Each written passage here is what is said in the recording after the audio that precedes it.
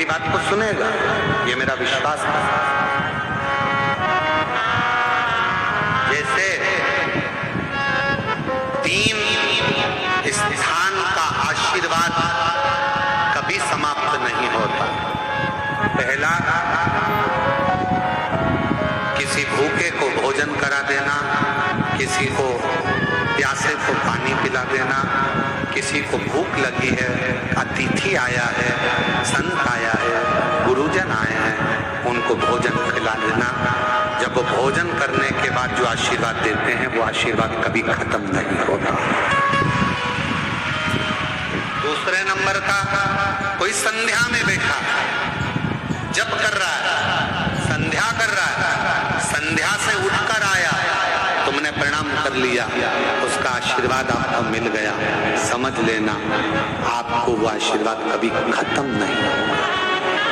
तीसरे नंबर का, यदि कोई शंकर जी की आराधना कर रहा है, शिव की उपासना कर रहा है और शंकर की आराधना कर कर, पार्थिव शिवलिंग का पूजन कर कर, शिव की आराधना कर कर, शिव महापुराण की कथा सुनकर, शिव का स्मरण कर कर अगर कोई निकल कर जा रहा है और तुमने उसको प्रणाम कर लिया, उसका दिया हुआ आशीर्वाद कभी खत्म नहीं होगा। ये 3 आशीर्वाद ऐसे हैं।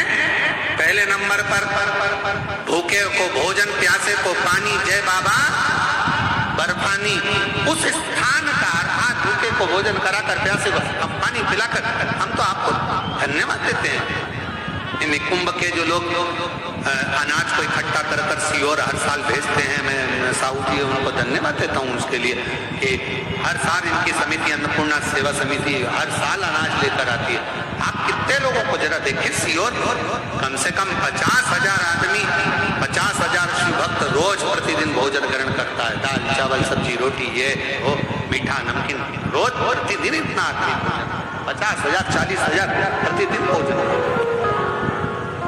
कितने, कोई भूखा है नहीं है उसके पास इतना, बाजार में नहीं खा सकता, उसको मालूम है बाबा के धाम में मिल जाएगा, आया खर्चा। भूखे को भोजन, प्यासे को पानी पिलाने वाले का भी आशीर्वाद प्राप्त होता है, वो कभी खत्म नहीं होता। संध्या तलकर उठे हुए व्यक्ति का आशीर्वाद प्राप्त होता है, वो कभी खत्म नहीं होता। और शंकर की आराधना कर कर अगर कोई जा रहा है, उसका आशीर्वाद मिल जाए तो वो आशीर्वाद कभी खत्म नहीं होता। वो आशीर्वाद निरंतर सुख प्रदान ही करता है, सुख प्रदान। और उसका फल क्या है? उसका फल है श्री गणेश जी महाराज। आप स्मरण करें, गणेश जी महाराज का जब प्रागट्य हुआ था, शंकर भगवान आए थे, तब कर कर साधना कर कर जब आए थे, स्नान करने माँ गई हुई थी, उपटन का पुतला था, प्राण आ चुके थे, शीश कट गया था। सती जी, पार्वती जी ने पूछा था कैसे जीवित होगा। शिव जी ने अपने तप बल से जो वर मांगा था गजासुर में, उसके शीश का वो वर का तुल्य भाव देकर हाथी का शीश जोड़कर जीवित किया। ये वही विश्वास मत टूटने दो, विश्वास पूर्ण है। इतना विश्वास रखना कि मैंने शिवपुराण की कथा सुनी है, मैंने शंकर जी को लोटा भर के जल चढ़ाया, मेरा ये काम होगा। अगर तुमने ठान लिया कि मेरा ये काम होगा, तो कोई उस काम को समाप्त नहीं कर सकता, वो काम होकर ही रहता। आपका विश्वास, भरोसा। भगवान श्री गणेश जी महाराज का मंगल विवाह होने जा